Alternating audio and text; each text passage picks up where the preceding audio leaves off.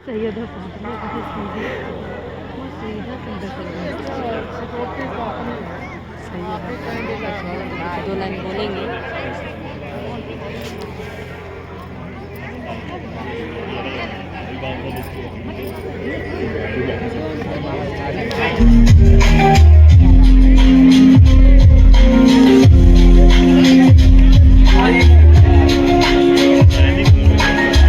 तमाम अच्छा लगेगा।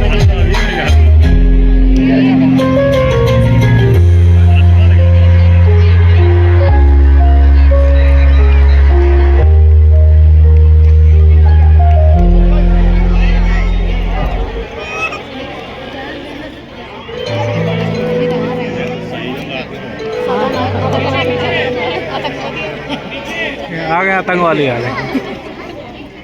कुल्ली स्टिकर लेके आ रहे हैं।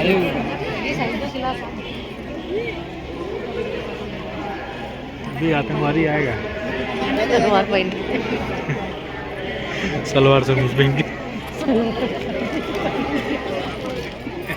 देखो तुम आगे तो आतंकवादी कभी आगे कभी पीछे हो गया। क्या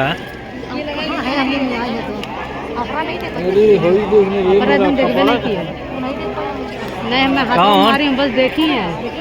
देखिए देखिए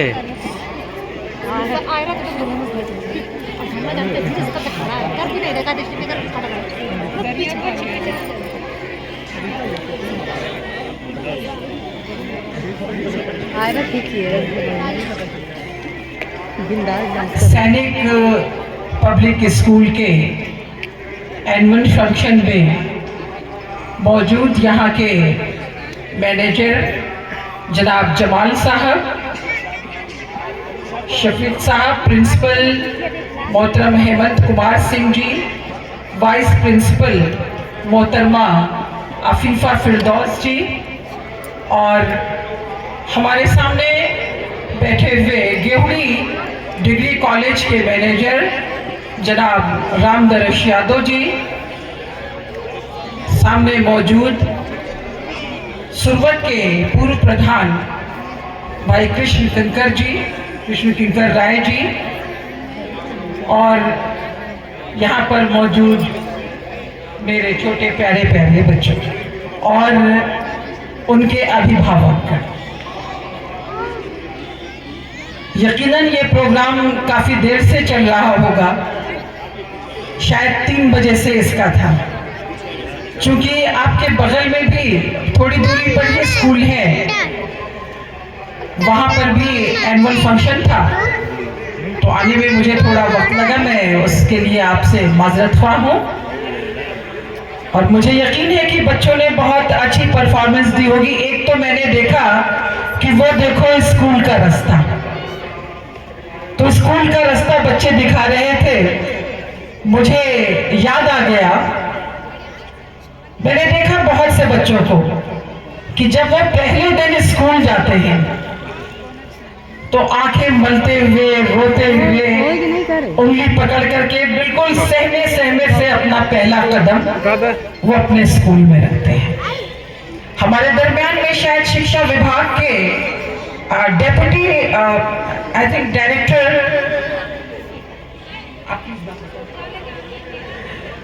जी डॉक्टर विनोद राय जी हैं। आपका भी स्वागत है, क्योंकि बहादुरगंज मेरी विधानसभा का हिस्सा रहे हैं और आप बनारस से आए हैं रहने वाले। देखिए मेरी मालूमात में ये लोग इजाफा कर रहे हैं कि रहने वाले जो कहीं और के हैं, खैर उससे कोई फर्क नहीं पड़ता है। अभी जो ये छोटे बच्चे ये प्रोग्राम आपको दिखा रहे थे कि वो देखो स्कूल का रास्ता, हकीकत में ये स्कूल का रास्ता ही इनको एक बेहतरीन इंसान बनाता है। अगर इनकी स्कूलिंग सही होती है तभी ये चल करके आगे हिंदुस्तान के एक जिम्मेदार शहरी बनते हैं। जिम्मेदार शहरी बनाने के लिए जरूरत होती है एक अच्छे स्कूल की। वैसे तो सच्चाई ये है कि बच्चों का जो पहला स्कूल है वो माँ की गोद होती है, माँ की आगोश होती है।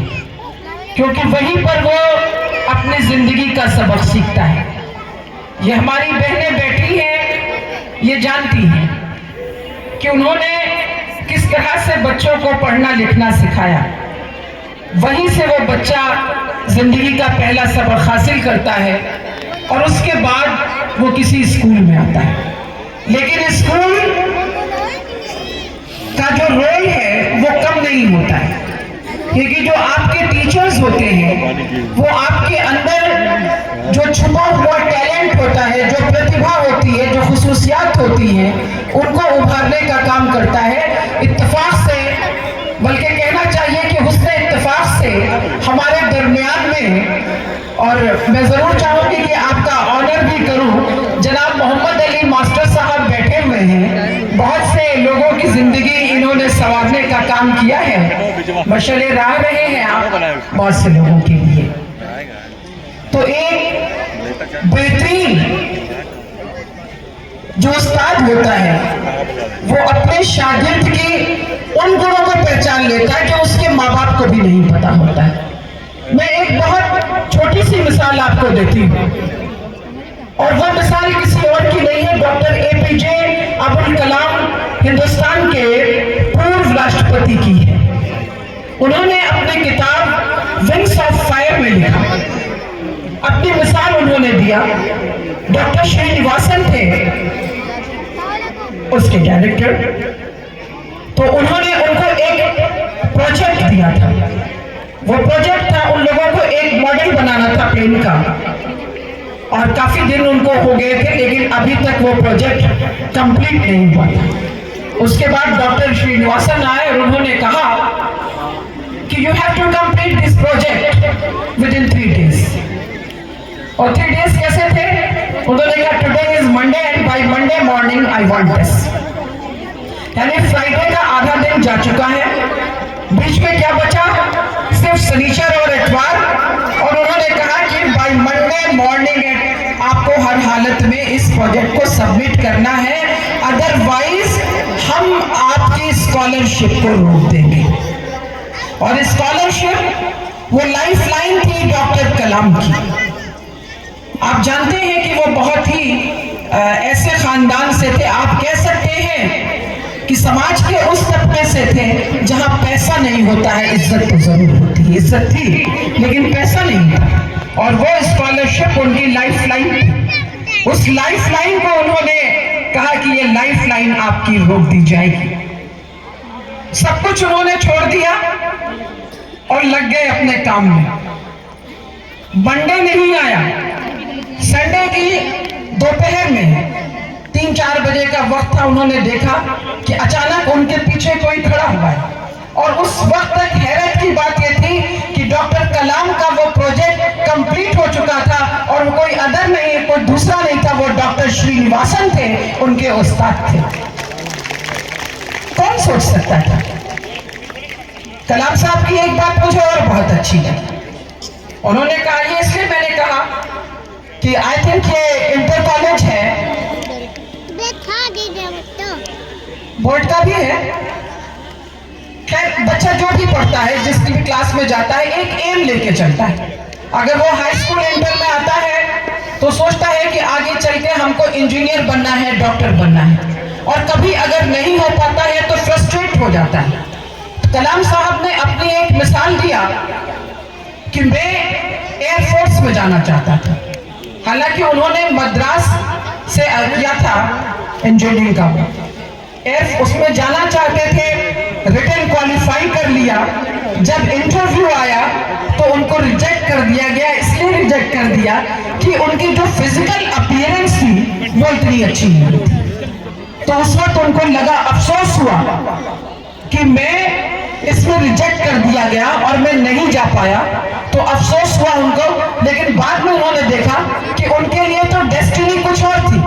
उनको हिंदुस्तान का जाना माना साइंटिस्ट बनना था, उनको तो अग्नि के प्रक्षेपण करने थे, मिसाइल बनाने थे, मिसाइल मैन बनना था, और उसके बाद बनना था हिंदुस्तान का राष्ट्रपति। अगर उस दिन वो उसमें चले गए होते तो आज हिंदुस्तान के राष्ट्रपति नहीं होते। इसलिए मैं बच्चों से कहूंगी कि कभी अगर जो आप चाहते हैं वो वो ना भी होने पाए तो परेशान मत होइएगा। आप सोचिएगा कि डेस्टिनी में आपके लिए हो सकता है कुछ उससे बेहतर सोच के रखा। बस आपके लिए जरूरत है कि आप अपने हिम्मत और हौसले को बरकरार रखें। मैं इन बच्चों के लिए, सैनिक पब्लिक स्कूल के बच्चों के लिए यही कहूंगी कि खुदा करे कि जमाने के दश्तो सहरा में, खुदा करे कि जमाने के दश्तो सहरा में तेरा वजूद महकता हुआ गुलाब रहे और आपके इस फूल की खुशबू से हिंदुस्तान का चमन आबाद रहे, हिंदुस्तान हमेशा आबाद रहे। लेकिन ये जरूरी है इसके लिए कि तालीम के बेहतर मौके सबको मिले। देश का या प्रदेश का हर बच्चा महंगे स्कूलों में नहीं पढ़ सकता है, वो सरकारी स्कूलों में जाता है। मैं सियासत की कोई बात नहीं कहूंगी, लेकिन ये जरूर कहूंगी कि जिस तरह से ये स्कूल बंद हो रहे हैं, सरकारी स्कूल कि 50 से कम बच्चे हैं कह करके उन्हें बंद कर दिया जा रहा है, और प्राइवेट स्कूलों को कहा जा रहा है कि आप 25% बच्चे आरटीई के तहत ले लीजिए। पार्टी के तहत वो जरूर 25 बच्चे ले। तो मैं सरकार को ये कहूंगी कि ये अच्छी चीज है कि आरटीई के तहत हर अच्छे स्कूल में पढ़ने का मौका उस बच्चे को मिले, लेकिन आप इतना जरूर करें और सोचें कि आप सरकारी स्कूल के जो टीचर्स हैं उनको कम से कम आप 40,000 रुपया महीने की तनख्वाह आप देते, उसके बावजूद वहां पढ़ाई नहीं होती और यहाँ लिमिटेड रिसोर्सेज होते हैं लोगों के पास में, तो कोई 10,000, कोई 15,000, कोई 20,000, 40,000 आते आते बहुत मुश्किल होती है। फिर भी वो पढ़ाते हैं और अच्छी तालीम देते हैं, तभी तो आप सरकारी से यहाँ पर भेजते हैं। तो आप 400 रुपया देने के बजाय जिस तरह से आप 25% बच्चे इन प्राइवेट स्कूलों को कहते हैं कि आरटीई के तहत इनका एडमिशन हो, उसी तरह इन स्कूलों के 25% टीचर की तनख्वाह 40,000 रुपए के हिसाब से हर 25% टीचर्स को आप दे दीजिए। आप देखिए कि कैसे बच्चे यहां से निकल करके जाते हैं, ये देखना होगा आपको, क्योंकि हमारे सरकारी स्कूलों में शिक्षा का स्तर लगातार गिरता जा रहा है। हमारी यूनिवर्सिटीज अपने उस स्टैंडर्ड को मेंटेन नहीं कर पाई। किसी जमाने में मद्रास आईआईटी का बहुत नाम था, और आपको याद होगा तो वहीं के प्रोडक्ट हैं डॉक्टर अब्दुल कलाम, तमाम यूनिवर्सिटीज थी। लेकिन आज क्या हालत है, हमें अफसोस होता है। मैं एक बहुत छोटी सी मिसाल आपको देती हूँ। एक मशहूर ग्रुप है टाइम्स एजुकेशन, वो यूके का है, हर साल सर्वे करता है और बताता है कि दुनिया में कौन सी यूनिवर्सिटी किस नंबर पर है। बहुत सालों तक अमेरिका की यूनिवर्सिटीज होती थी और हार्वर्ड नंबर 1 होता था, लेकिन इस साल का जो सर्वे आया है उसकी रिपोर्ट आपको मालूम है क्या है? उस रिपोर्ट में आया चाइना छा गया। 10 में से 8 यूनिवर्सिटीज चाइना की हैं और टॉप रैंकिंग है शिनजियांग यूनिवर्सिटी चाइना की। सेकंड पर है नेदरलैंड की यूनिवर्सिटी, थर्ड पर है हार्वर्ड यूनिवर्सिटी जो यूएस अमेरिका की यूनिवर्सिटी थी, वो नंबर 3 पर आ गई है, और नंबर 4 से नंबर 10 तक चाइना की यूनिवर्सिटीज हैं। तो आखिर भारत विश्व गुरु कैसे बनेगा? क्या सिर्फ कहने से विश्व गुरु बनेगा? नहीं, हमें अपने एजुकेशन के जो हमारा स्टैंडर्ड है उसको बढ़ाना होगा। इसलिए बढ़ाना होगा कि साइंटिस्ट, याद रखिए कि चाइना को जो भी ये 8 यूनिवर्सिटीज आई है, ये साइंस और टेक्नोलॉजी की फील्ड की है। आज का दौर साइंस और टेक्नोलॉजी की फील्ड का है। अगर आप साइंस और टेक्नोलॉजी में पीछे रह जाएंगे तो आप जिंदगी में तरक्की नहीं करने पाएंगे। मैं इसलिए कह रही हूँ कि इन बच्चों को आगे बढ़ना है, और कल को हो सकता है इनमें से कोई डॉक्टर श्रीनिवासन बने और कोई एपीजे अब्दुल कलाम बने। अगर वो बनता है तो हमें अपनी यूनिवर्सिटीज को उसके लायक बनाना ही होगा। बंद होती यूनिवर्सिटी से काम नहीं चलने वाला है कि आप बंद करते जाइए, उसमें हिंदुस्तान का मुस्तकबिल नहीं बनेगा। लेकिन हमें अफसोस होता है कि जब लोग तारीख को बदलने की कोशिश करते हैं, तारीख को आप बदल नहीं सकते हैं, या वो हिंदुस्तान की हो या दुनिया की हो। एनसीईआरटी को आप बदल सकते हैं, बदल देंगे आप क्योंकि आपके हाथ में है। लेकिन मत भूलिए कि दुनिया में तमाम यूनिवर्सिटीज हैं और सबसे बढ़ के गूगल के ऊपर सब कुछ अवेलेबल है। तो आप तारीख को नहीं बदल सकते, और इसीलिए क्योंकि आप रोज देख रहे हैं एनसीईआरटी में कहा गया, ये बच्चे पढ़ रहे हैं, ये जानते हैं, नहीं होगा तो अगले साल देखेंगे कि इनकी किताबों की जो इस तारीख है, तारीख को बदला जा रहा है, चैप्टर्स हटाए जा रहे हैं। हमें समझना होगा, हमें जो यहाँ का है उसमें और जो बाहर से आके हमला करके गया, दोनों के फर्क को समझना होगा।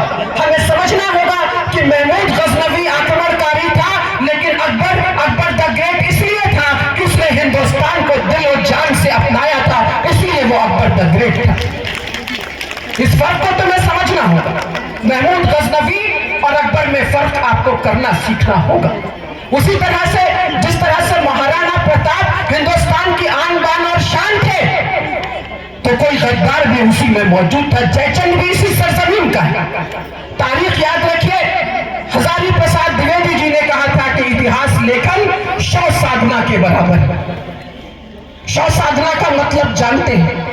शव साधना का मतलब यह होता है कि बिना द्वेष भाव के आपको इतिहास को जैसा है वैसा ही लिखना है। जिस तरह से चाह करके भी हम अपने बाप का नाम नहीं बदल सकते।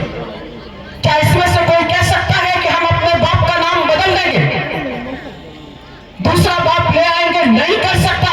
उसी तरह से चाह करके भी हम अपने मुल्क के तारीख को नहीं बदल सकते हैं, हिंदुस्तान की तारीख को नहीं बदल सकते हैं। हिंदुस्तान की तारीख गंगा जमनी तहजीब है, इत्तेफाक और इत्तेहाद की तारीख है, तहजीब और तमद्दुन की तारीख है। इसको मत मिटाइए, मत मिटाइए। हिंदुस्तान की तारीख को हिंदू और मुसलमान के चश्मे से मत देखिए, बल्कि देखिए तो इस रंग से देखिए, इससे देखिए कि किसने क्या दिया है। जब लोग आते हैं, मुख्तलिफ धाराएं मिलती हैं, तो वाकई में वो होते होते एक समंदर बन जाता है। अगर चमन में सिर्फ